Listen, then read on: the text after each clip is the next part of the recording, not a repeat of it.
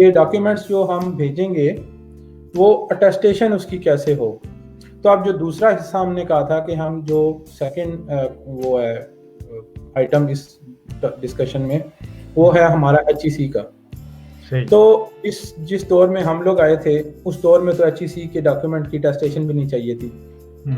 मुझे याद है मैंने नोटरी पब्लिक से अटेस्टेशन करवाई थी 10 रुपए फी मोहर दे के, ठीक है। तो वो जो है बड़ा इंटरेस्टिंग था। उसके बाद वो यूनिवर्सिटी से डायरेक्ट रब्ता करते थे अगर उनको वेरिफिकेशन लेनी होती थी किसी की।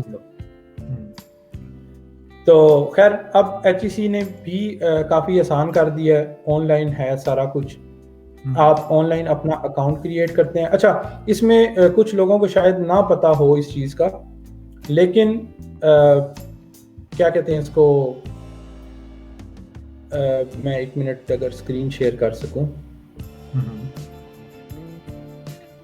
या बल्कि मैं इसी तरह बता देता हूं कि जो HEC ने अपनी वेबसाइट के ऊपर यूज़र मैनुअल दिया हुआ है, अगर किसी को ना पता हो उसका, तो user manual step by step guide है कि आपने अकाउंट कैसे क्रिएट करना है, आपने किस सेक्शन में क्या चीज़ अपलोड करनी है, अगर आपने उसको चेंज करना है तो कैसे करना है। तो वो मेरा ख्याल है बिल्कुल ऐसे है कि किसी को कुछ नहीं पता तो वो उधर जाके बड़ा स्ट्रेट फॉरवर्ड कर सकता है। तो आपने सबसे पहले अपने बैचलर्स और मैट्रिक की डिग्री अपने रिस्पेक्टिव बोर्ड से टेस्ट करवानी है, क्योंकि वो HEC नहीं करता। HEC उस स्टैम्प को देख के उसको वेरीफाई करता है, HEC खुद उसको नहीं करेगा। तो आपने वो करवानी है। फिर उसके बाद आपने जो डॉक्यूमेंट सारे हैं उसके ऊपर अपलोड करने हैं, और वो उसका जो उसके अंदर कंप्लीट तरीका आपके पास मेंशन है। मेरा नहीं ख्याल कि वो इतना ट्रिकी है, लेकिन मैं ब्रीफली गो थ्रू कर देता हूँ उसको, ताकि अगर किसी को वो उसके अंदर कोई कन्फ्यूजन हो तो वो भी आप देख लें। तो HEC ने एक वो दिया है कि ऑनलाइन प्रोसीजर अटेस्टेशन का, उसमें आप न्यू डिग्रीज को अटेस्ट करते हैं eportal.hec.gov.pk के ऊपर जाके। आपने पहले कंप्लीट कर ली अपनी ऑनलाइन प्रोफाइल, फिर आप अपलोड करते हैं तमाम स्कैन कापीज़। और जैसा कि डॉक्टर शाहिद ने अभी पहले कहा था कि स्कैन कापीज़ इस तरह की ना हो कि आपने तस्वीर ली हो फ़ोन से। स्कैन कापी आपकी अच्छी हो, क्योंकि वही कापी डिजिटल फॉर्म में आपने फिर एडमिशन के लिए साथ भेजनी होगी। तो मेक श्योर कि वो एक अच्छी स्कैन कॉपी हो,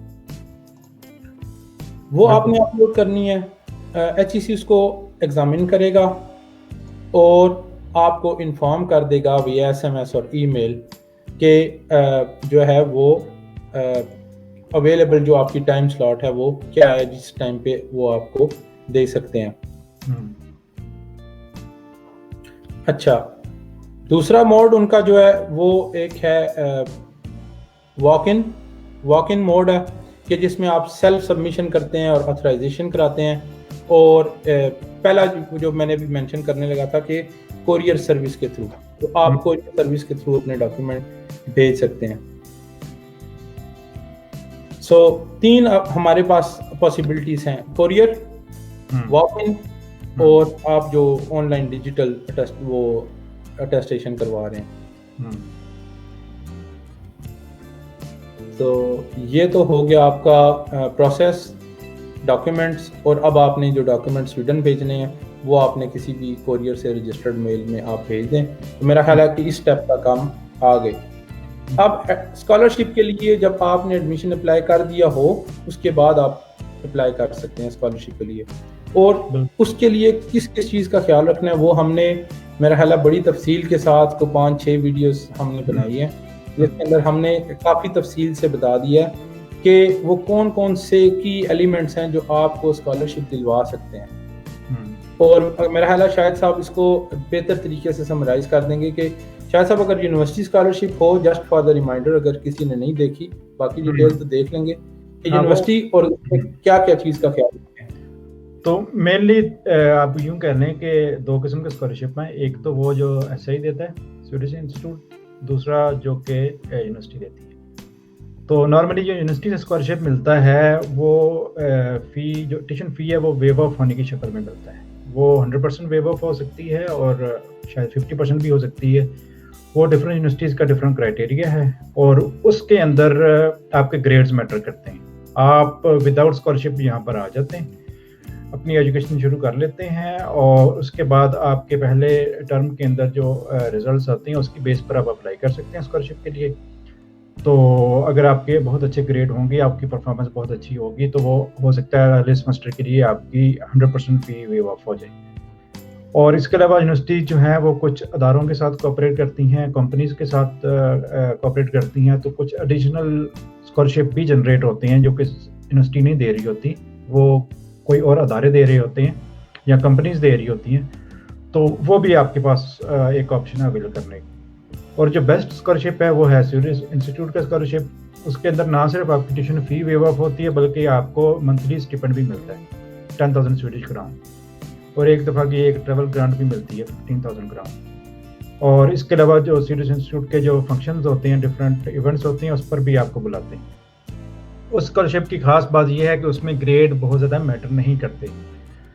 वो नॉर्मली उन लोगों को मिलता है जिन्होंने अपनी पहले वाली एजुकेशन के बाद और ये वाली एजुकेशन जो कि उन्होंने स्वीडन आके लेनी है उसके बीच में कम से कम 3,000 घंटे कोई काम किया हो, कोई जॉब की हो, और उस जॉब के अंदर आपके पास कोई लीडरशिप रोल होना चाहिए, और वो जॉब इस किस्म की हो जिसमें पब्लिक एंगेजमेंट है, आपकी लोगों के साथ डीलिंग है, ताकि वो जज कर सकें कि इस इंसान के अंदर लीडरशिप स्किल्स पाई जाती हैं या नहीं पाई जाती, और ये इंसान क्या एक टीम प्लेयर है या नहीं है।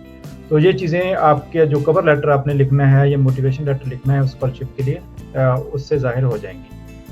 तो ये है समरी जो है ना उन स्कॉलरशिप्स की, जो हमने पहले वीडियोस में काफ़ी डिटेल में जाके डिस्कस कर चुके हैं कि ये टाइप के स्कॉलरशिप हैं और इसके लिए अप्लाई करने का ये तरीका है और उसकी डेडलाइंस ये हैं, और जो आपने अप्लाई करना है तो उसके लिए डॉक्यूमेंट्स कौन कौन से चाहिए, और हमने ये भी वाली वीडियोस भी बनाई हैं कि वो डॉक्यूमेंट्स आपने तैयार कैसे करने हैं। तो वो पूरी गाइडेंस मौजूद है हमारे चैनल के ऊपर, जो स्कॉलरशिप एक प्लेलिस्ट है उसके अंदर। ज़बरदस्त। और मेरा ख्याल है जो उसके अंदर जो सबसे मज़े की चीज़ जो मुझे भी बड़ा मज़ा आया था बात करके, जो हमारे स्कॉलरशिप विनर्स हैं कि उनकी जो एक मोटिवेशन है, उनकी जो डेडिकेशन थी इस पूरे प्रोसेस में, मेरा ख्याल है वो भी उन सब के लिए जो अगले साल के लिए अप्लाई करना चाह रहे हैं, उसके लिए कोई एक बड़ी जो है वो मेरा ख्याल है हेल्प है और सपोर्ट है कि वो उनको देखें कि किस तरह उन्होंने उसको प्रिपेयर किया और उसको मोटिवेशन बना के तो अगले साल वो लोग स्कॉलरशिप विन करें, तो मेरा ख्याल है मज़ा तब आएगा। जी बिल्कुल।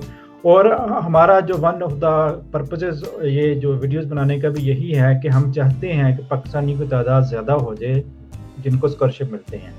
बिल्कुल। अभी तक की जो स्टैटिस्टिक्स हैं वो ये है कि एसआई का जो स्कॉलरशिप होते हैं टोटल एक साल के अंदर वो 300 के करीब होते हैं या थोड़े से ज़्यादा होते हैं, और एवरेज 10 पाकिस्तानियों को हर साल वो स्कॉलरशिप मिल जाता है। तो मैं चाहता हूँ या हम चाहते हैं कि आप लोग अच्छे तरीके से उसके लिए प्रिपेयर करें, उसके डॉक्यूमेंट्स सेट तरीके से प्रिपेयर करें, उसकी रिक्वायरमेंट्स पूरी करें, और ये जो तादाद है ये 10 जो है ये 15 या 20 हो जाए 1-2 साल के अंदर, और ये हो सकती है अगर आप चाहें तो।